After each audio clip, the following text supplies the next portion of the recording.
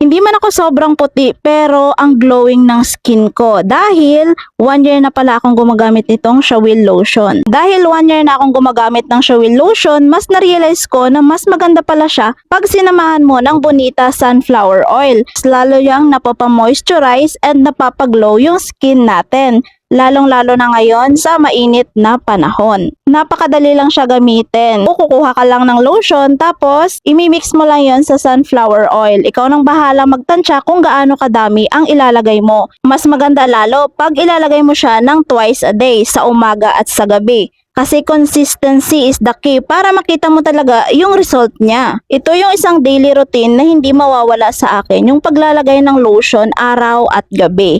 Kaya kung ikaw gusto mo din kuminis ang skin mo o maging glowing ang skin mo, itry mo na tong Shawil lotion plus Bonita sunflower oil kasi para mas lalong ma-moisturize yung skin mo. Basta consistent mo lang siyang gamitin and kung kaya mo ng sa gabi at sa araw, gamitin mo siya. As you can see, hindi naman ako ganun kaputi pero makinis ako and glowing yung skin ko. So kung gusto mo din ito, ilalagay ko na lang ang link sa basket.